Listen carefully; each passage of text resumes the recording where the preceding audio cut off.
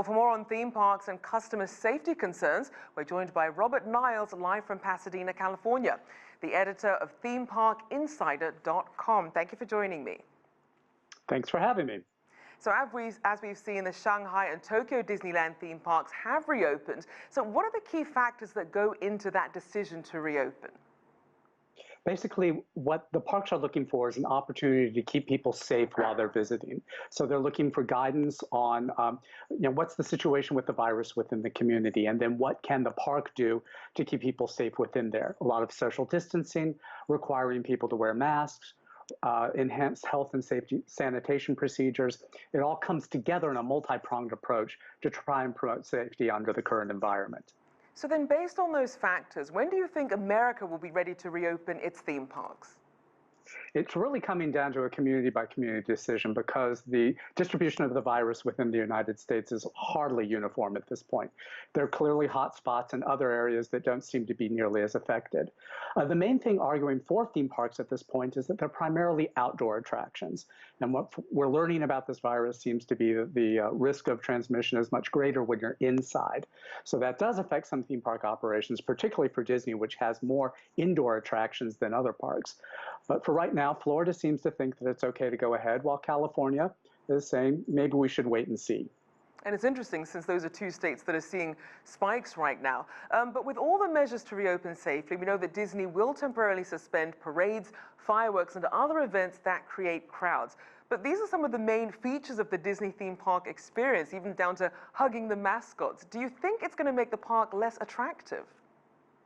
I don't think so, because I think there's still quite a bit of what we would consider the Disney experience there. You've still got so many of the famous rides, so many of the shows are still available there. I mean, let's face it, things like parades and fireworks were some of the things that the park developed as distractions from attractions to try and soak up the huge crowds that were in there. Now they're going to advanced reservation systems because they're going to have significantly fewer people in the park than they've had before. So there's not the need to have as many things to deal with the huge crowds because they simply won't be there. And so how do you think then the fear of a second wave of the virus outbreak might affect the decisions of theme parks reopening? Well, right now, I mean, parks have to consider not just what they legally can do according to the government guidelines, but what the public is willing to support. I mean, the big issue is how many tickets can they sell? How many hotel rooms can they book? I know that a lot of parks around the country that have reopened are seeing sharply reduced attendance below even lower capacities that they had set because people just aren't really willing to travel at this point. They don't have the money, or they're not willing to take the risk that they perceive.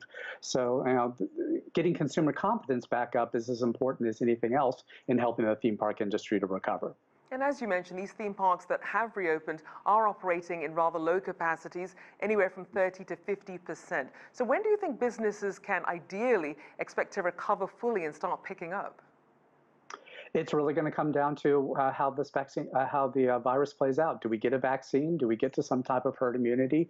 Do we eradicate the virus through really stringent testing controls, such as has happened in New Zealand?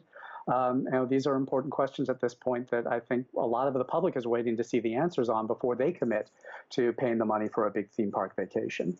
And these theme parks are having to make some tough decisions about what they're spending on safety, as well as what, who they can afford to keep on. So if cases continue to spike, do you see theme parks perhaps shifting their focus and investment to other more stable segments of their business, or perhaps even other countries that have a better containment of the virus? Certainly. I mean, everything is in play at this point. A lot of the theme parks, Universal and Legoland in Florida, recently have announced layoffs because they don't see customers coming back in pre-COVID levels until several years from now.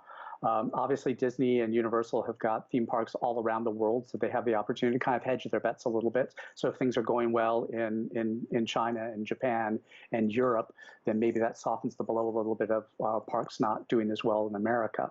But at this point, it is really too early to tell what the future of this industry looks like. And do you think that roller coaster then between sort of slowly reopening and then perhaps having to pull back, is that a trend that we can really expect then for the foreseeable future? At this point, I think we have to expect that. it's really hard to see how we can project any type of single solid line going forward. Things are going to be wavy, quite frankly. There's going to be ups and downs. So we don't quite know what the future holds at this stage, but we should expect, to sound cliche, we could expect the unexpected at this stage, because that's really all we can do. And looking ahead, are there any theme parks that were in the works that are perhaps on hold, or are people really still pushing ahead with development of theme parks? Yeah, the really big project that's on hold at this point is Universal Orlando's Epic Universe theme park, which they were slated for a 2023 opening, and now they say they're in a delay with that. They have not canceled the project. They do say that they're going ahead with it, but it's temporarily on pause while they wait to see what the tourist economy does. In general, I think people still believe that this is a strong segment of the economy. People love entertainment. People love theme parks.